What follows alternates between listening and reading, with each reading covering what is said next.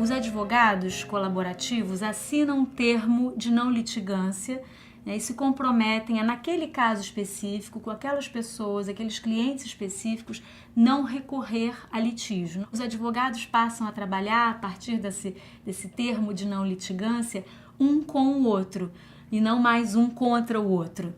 O advogado colaborativo, ele defende o interesse do cliente, mas ele também olha o interesse total que está sendo discutido. E existe também a junção de outros profissionais, de outras áreas. Todo mundo trabalha em equipe, trabalha como sendo um time. Os advogados, que na verdade eram parte do conflito, passaram a colaborar e ajudar os casais a encontrar uma forma saudável de separação. Minha função é analisar a situação financeira das partes e sugerir caminhos razoáveis e factíveis.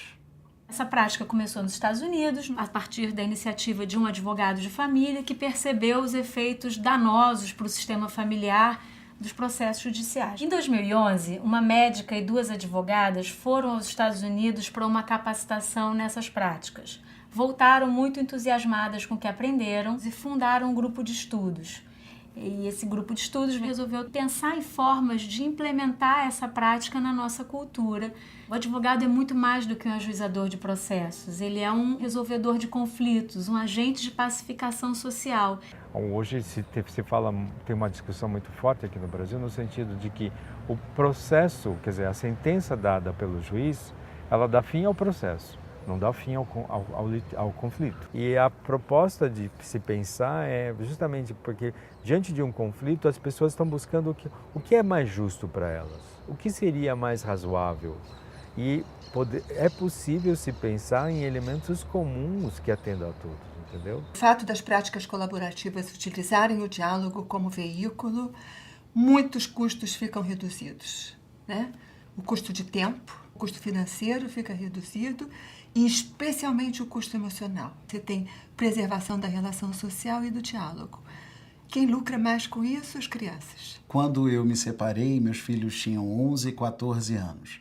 A vida das crianças estava em jogo e isso era o mais importante. A prática colaborativa foi essencial para que nós selássemos a paz nesse momento de conflito. Para a sociedade também vejo benefícios, porque deixamos de judicializar questões do cotidiano, né? Questões emocionais, questões relacionais, né? Esse espaço fica para os juízes resolverem aquilo que realmente precisa desse olhar jurídico ou precisam até do litígio para que possam ser resolvidos. Tem uma consonância enorme com uma política pública recente do Conselho Nacional de Justiça, que é a escolha adequada do instrumento para cada caso, né? O divórcio é uma situação que se beneficia em muito do diálogo como veículo. Tentar passar aqui um pouco da experiência que eu vivi passando por um processo de divórcio.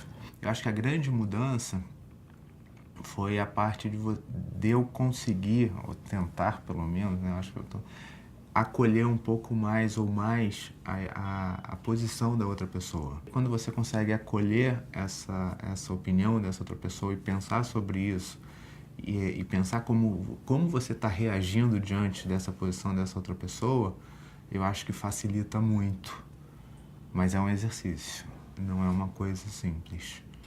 E acho que por isso é que esse apoio é importante. Esse apoio multidisciplinar ajuda muito a você enxergar o problema de várias óticas diferentes e ir montando um quebra-cabeça, que depois te ajuda a chegar a uma solução, a um caminho melhor, mais colaborativo e de benefício para as duas partes.